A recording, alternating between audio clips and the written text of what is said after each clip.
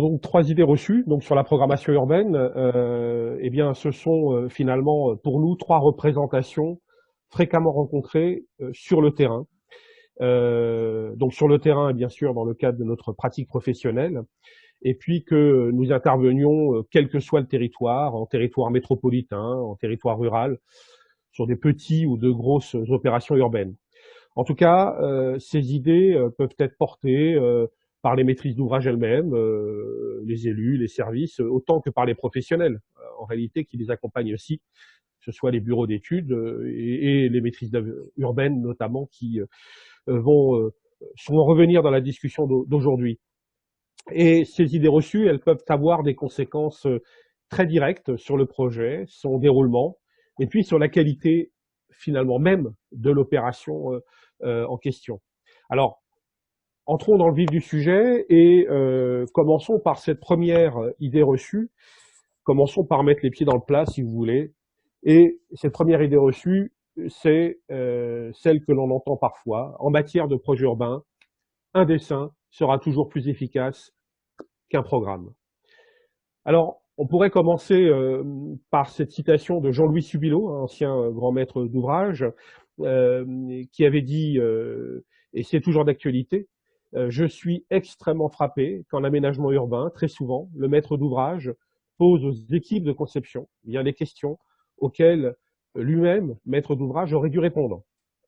Et c'est une idée fréquente que de penser finalement que l'essentiel du projet urbain et de sa qualité se joue dans le dessin. C'est ce à quoi renvoie notamment cette citation de Jean-Louis Subilo. C'est-à-dire au moment de la conception spatiale, qu'elle soit urbaine ou architecturale, eh bien le dessin joue dans ce monde de l'urbanisme opérationnel un rôle extrêmement déterminant dans la représentation que l'on a du projet par les acteurs. Alors le plan masse, les enjeux de forme urbaine, même de matériaux, dans le cadre d'un plan guide par exemple, ou d'un cahier de prescription associé à ce plan guide, deviennent finalement les finalités principales du projet.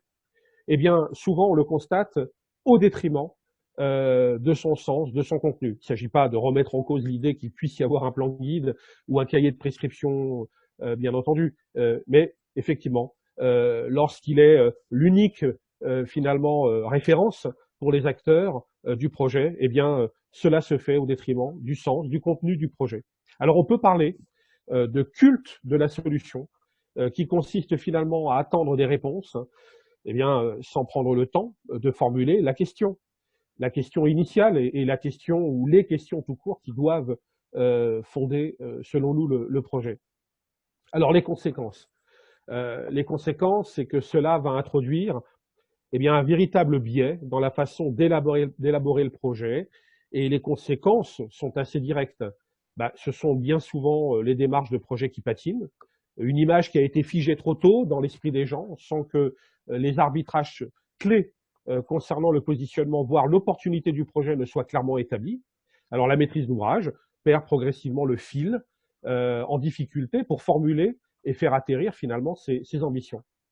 La maîtrise d'œuvre, elle, eh bien, lorsqu'elle a été missionnée, eh bien, dans ces situations-là, finalement, finit par s'épuiser. On en a de nombreux témoignages, puisqu'on travaille beaucoup avec des maîtrises d'œuvre urbaines et on les connaît bien. S'épuise à faire tourner de nouvelles faisabilités, des tests capacitaires, sans finalement d'orientation claire de la part du commanditaire, qui, d'une certaine manière, à ce moment-là, se comporte en consommateur de projet, en donneur d'ordre, plutôt qu'en maîtrise d'ouvrage.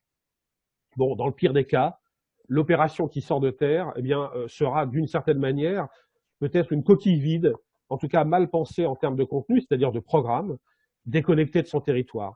Je crois que on a déjà tous croisé ou eu l'occasion de croiser ce type d'opération, et même si ces défauts-là ne se voient pas toujours ou n'apparaissent pas toujours à l'œil, en tout cas, combien de fois nous sommes intervenus finalement en pompier pour aider une maîtrise d'ouvrage à reprendre la main sur un processus de projet mal engagé et repartir sur des fondamentaux de l'opération, quoi, pourquoi, pour qui sont des questions à la fois simples mais bien sûr complexes. Alors, c'est quoi là les apports de la programmation urbaine les deux apports majeurs, si on devait n'en donner que deux. D'abord, en se centrant sur les contenus, elle replace, la programmation, le territoire et donc les intérêts de la collectivité au centre de l'opération. Ensuite, eh bien, elle permet un dialogue fertile entre les hypothèses de contenu, donc portées par la maîtrise d'ouvrage, et le dessin en train de se faire, où le dessin n'est pas focalisé que sur ses finalités de solution clé en main, mais participe et peut participer du processus d'aide à la décision plus globale. Alors, la programmation est une démarche objective qui va produire du sens pour la maîtrise d'ouvrage comme pour la maîtrise d'œuvre. Alors, avant de passer au point suivant, je voulais illustrer mon propos, partager très rapidement avec vous une représentation assez simple. Il s'agit d'un pré-programme urbain pour un espace paysager, un parc urbain en banlieue dense de Paris. Le contexte était celui d'une étude de maîtrise d'œuvre qui avait été engagée au préalable, mais avait dû être arrêtée car de nombreux points de blocage, remontant notamment des services, mais aussi des habitants, avaient fini par bloquer la réflexion. Alors la maîtrise d'ouvrage avait alors missionné en urgence une équipe d'AMO de programmation urbaine pour recadrer la commande, puis d'une certaine manière sortir de l'ornière ce projet de mandat. En fait, il n'y avait eu effectivement aucun cadrage ou réflexion préalable sur les objectifs du projet ou sur les attendus de la maîtrise d'ouvrage. Donc la maîtrise d'œuvre travaillait pour ainsi dire en roue libre et en réalité en souffrait. Alors le pré-programme urbain représente en quelque sorte à ce moment-là, ici, dans ce cas, l'aboutissement de la mission d'AMO pompier de 4 mois. Alors on est reparti du territoire en concertant les acteurs, y compris des groupes d'habitants qui avaient été mobilisés, mais qui étaient à ce moment-là effectivement en conflit, et en mobilisant une analyse aussi des usages sur site, aussi pour, à travers cette analyse des usages, d'une certaine forme du réel, revenir notamment vers les habitants ou plus globalement la société civile avec un certain nombre d'informations factuelles sur lesquelles aussi travailler. Deuxième point à dire, c'est qu'avec différents scénarios, on a invité la maîtrise d'ouvrage à prendre le temps de clarifier la vocation de ce projet, en termes de fonction, mais aussi d'insertion urbaine et paysagère à l'échelle plus large. Et c'est cette étape manquante de réflexion et de délibération avec la maîtrise d'ouvrage et ses partenaires, manquante et donc comblée à ce moment-là, qui a permis de, pour ainsi dire, de refaire commande et d'aboutir à ce pré-programme urbain qui était nécessaire pour réengager le processus de travail avec le concepteur sur des bases, bien sûr, partagées. Alors, deuxième idée reçue que nous souhaitions évoquer avec vous, eh bien, elle revient aussi assez régulièrement, en tout cas lorsque le sujet se fait jour chez les maîtrises d'ouvrage, c'est-à-dire la participation, citoyenne, eh bien, c'est bien, mais je ne vois pas bien le rapport avec la programmation. Alors, cette idée peut sous-entendre soit que la programmation arriverait trop tôt, et que les habitants, pour ne citer qu'eux, auraient besoin de se projeter sur un dessin pour réagir et contribuer, un peu comme la situation finalement de projet que je présentais précédemment. Soit, et c'est plus dangereux, que la participation finalement relèverait pour certains d'une discipline autonome avec des spécialistes qui interviendraient en parallèle, voire de manière totalement dissociée du processus de projet et du processus de projet urbain. Alors c'est d'ailleurs une tendance que nous voyons poindre dans de nombreux cahiers des charges, sous différentes appellations, sociologie des usages, maîtrise d'usage, design de service. Ici, il ne s'agit surtout pas d'opposer, bien sûr, les disciplines. Ce développement, d'ailleurs, reflète d'une certaine manière le fait que les usagers et les usages, au sens large, sont de plus en plus reconnus comme composantes majeures des projets. Et là, on peut s'en réjouir. Mais il convient de rappeler que la participation, qui n'a de sens que si elle vise à associer les habitants, doit effectivement les impliquer dans le processus d'élaboration du projet. Alors en termes de bonnes pratiques, ça peut sembler une évidence, mais il faut donc que les deux démarches, participation et processus d'élaboration du projet, eh bien, soient articulées, pour ne pas dire en fait imbriquées, et ça c'est le premier point. Le deuxième, c'est que la contribution doit porter sur ce qui relève de l'expertise des habitants, c'est-à-dire les objectifs, les attendus et les usages concrets Donc, bien sûr, l'élaboration du programme en tant que tel est plus que d'emblée sur sa traduction spatiale. Alors, la démarche de programmation est une démarche partenariale et participative par définition. Elle s'appuie à minima sur les services et les partenaires de la maîtrise d'ouvrage pour élaborer les contenus, et bien sûr, plus largement, sur l'ensemble des parties prenantes concernées, y compris bien entendu les citoyens. Elle place clairement la maîtrise d'ouvrage au cœur de ce dispositif en affichant des étapes et un processus d'instruction et d'arbitrage clair. N'oublions pas, c'est un processus d'aide à la décision. Alors voici une représentation très simple, bien sûr, un schéma méthodologique courant en programmation qui montre surtout ici le caractère itératif de la démarche de programmation. Alors une méthode simple et surtout progressive, portée par une maîtrise d'ouvrage et qui alterne des temps d'instruction avec participation et des temps d'arbitrage. Le schéma est linéaire pour des raisons simples, mais on sait que dans un processus de programmation, que dans un processus de projet, eh bien, on est dans ce qu'on appelle un processus rétroactif et d'une certaine manière, les différentes étapes peuvent se chevaucher, mais néanmoins, bien sûr, n'oublions pas aussi qu'on est dans un cadre opérationnel où il faut pouvoir avancer, aboutir, et donc, bien entendu, ce schéma reflète évidemment les différentes les étapes clés qu'il faut effectivement savoir pleinement vivre dans le cadre d'un processus. Alors, idée reçue et dernière idée reçue, la troisième, la programmation, eh bien, c'est l'affaire du programmiste. Autrement dit, la programmation urbaine serait l'affaire d'un expert, d'un programmateur, comme on entend encore parfois, missionné par la maîtrise d'ouvrage pour rendre sa copie, en l'occurrence le fameux document programme, ou un beau tableau Excel compilant des fonctions, des surfaces, et puis des coûts d'opération, l'outil magique, hein, voilà, comme souvent il est attendu en tout cas dans certaines commandes. Alors je dirais, oui, la programmation urbaine fait bien appel à des méthodes et des outils particuliers et avec ses propres spécialités, mais là déjà je suis au pluriel, hein, la programmation renvoie à différents champs disciplinaires, donc certes on peut être formé en tant que programmiste, mais on peut avoir eu d'autres pratiques et être associé à des réflexions de programmation à partir de ses propres champs disciplinaires, autour notamment des mobilités ou d'aspects économiques ou commerciaux, et tant d'autres, qui en tout cas peuvent participer effectivement à une forme de pluridisciplinarité, j'ai envie de dire plutôt d'interdisciplinarité, qui permet effectivement de croiser les regards et en tout cas, oui, des spécialités. Mais dans le même temps, on pourrait considérer que la programmation urbaine, au-delà des professionnels qui peuvent intervenir, c'est l'affaire de la maîtrise d'ouvrage et de ses partenaires, d'une certaine manière, le tour de table. L'équipe de programmation, eh bien, c'est certes peut-être des prestataires, mais c'est aussi les affaires scolaires, le DevEco, tous les services, on va dire, notamment d'une collectivité qui, eh bien, concourt à apporter de l'expertise aussi au contenu finalement de la programmation.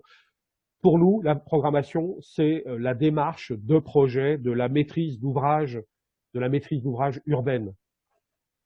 Alors, parce que c'est une démarche concrète, tournée vers l'opérationnel, qui, quelque part, associe à la fois ou combine des stratégies territoriales et des stratégies opérationnelles, elle va permettre à la maîtrise d'ouvrage, cette démarche concrète de projet, de réfléchir de manière intégrée à la fois à l'ambition du projet et à ses conditions d'atterrissage opérationnel.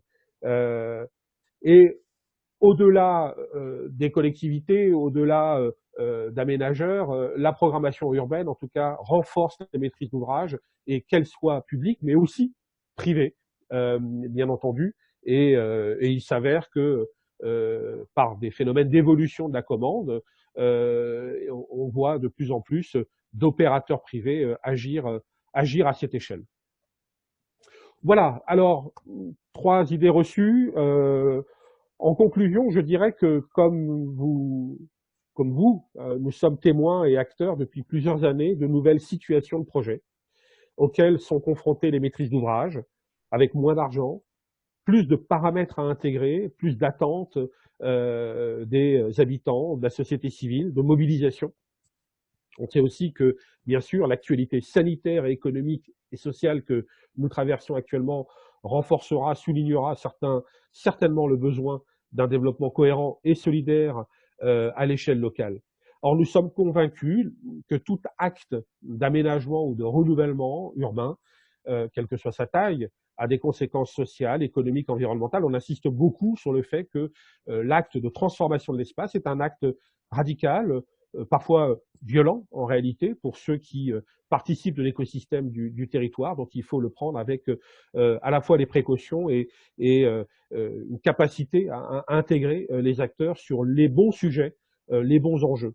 En tout cas, cela revient à dire, et c'est à notre sens fondamental, que le projet ne doit pas être considéré comme une fin en soi, mais comme un levier au service du développement local des territoires. Dans ce contexte, nous invitons à renouveler l'approche du projet urbain pour des méthodes à la fois plus efficaces, plus centrées sur le territoire et ses acteurs, et pour des maîtrises d'ouvrage plus fortes et éclairées par des professionnels, bien sûr, qui les accompagnent. Merci, merci François. C'était notre petite illustration pour cette notion de maîtrise d'ouvrage renforcée par la démarche de programmation urbaine. Alors, avant de répondre aux questions, on regardera s'il y en a eu. On voulait du coup vous présenter en 5 minutes, dans les 5 minutes qui nous restent, la formation aptitude urbaine, sachant que vous y aurez peut-être pensé, mais les 3 idées reçues qu'on vient de vous présenter sont d'une certaine façon à l'origine du projet pédagogique aptitude urbaine, dont l'ambition depuis 2010 est de proposer un espace de formation certes, mais aussi d'échange, de prise de recul, animé par et pour des professionnels de l'urbain et de l'aménagement, dans l'optique d'améliorer collectivement les pratiques et les démarches de projets urbains. Alors concrètement, cette formation s'adresse à un public large, que vous soyez situé côté maîtrise d'ouvrage, donc en tant que collectivité, aménageur, mais aussi organisme de conseil type CAUE, agence d'urbanisme qui accompagne sur les territoires les collectivités. Et elle s'adresse bien sûr aux acteurs privés, aux bureaux d'études, qui soient déjà dans une pratique d'AMO et de programmation, mais aussi aux maîtres d'œuvre, architectes, urbanistes, paysagistes, qui s'interrogent, qui sont confrontés dans leur pratique à des questions de programmation et qui souhaitent, pour certains, développer leur pratique vers l'amont du projet pour mieux accompagner et conseiller les maîtrises d'ouvrage. Et c'est un peu une des caractéristiques pour ceux qui ont participé à nos formations, voilà, d'avoir un tour de table qui peut potentiellement impliquer à chaque fois un représentant de chaque grand acteur du projet urbain. Les contenus sont portés par une équipe pédagogique composée de professionnels, de praticiens, enseignants et praticiens sur le terrain dans le cadre de leur structure, et donc qui sont à la fois investis dans cette pratique d'AMO et de programmation, et fortement mobilisés sur la pédagogie et la formation interprofessionnelle. Donc, nous sommes également soutenus et accompagnés depuis 2010 par la mission interministérielle pour la qualité des constructions publiques, qui est un partenaire historique d'aptitude urbaine. Concrètement, et pour terminer, un aperçu du cursus de formation. Donc un cursus de formation continue qui sera proposé à partir de la rentrée 2020 en blended learning, donc un format qui alterne à la fois des sessions en présentiel sur Paris, avec des modules en distanciel, avec l'idée donc de faciliter l'accès à cette formation, et un principe pour les modules en distanciel comme en présentiel, le principe d'un petit groupe animé en direct par le professionnel et avec un équilibre et une alternance entre l'apport d'outils et de méthodes concrètes et la présentation d'études de cas réels avec des mises en situation, des exercices et des ateliers tout au long du module. Alors, 11 modules qui peuvent être suivis en cursus complet ou à la carte en fonction de vos attentes et de vos besoins, et une double séquence sur la première partie du cursus, donc d'octobre à février, une séquence managériale où la question est centrée sur les cadres d'organisation, les principes de conduite et d'organisation de la maîtrise d'ouvrage et des ingénieries du projet. Et une deuxième séquence avec des focus centrés sur des outils et des méthodes déclinés autour de chaque grande thématique du projet urbain. Voilà pour cette présentation, voilà pour l'essentiel. Merci à tous ceux qui nous ont suivis jusqu'au bout.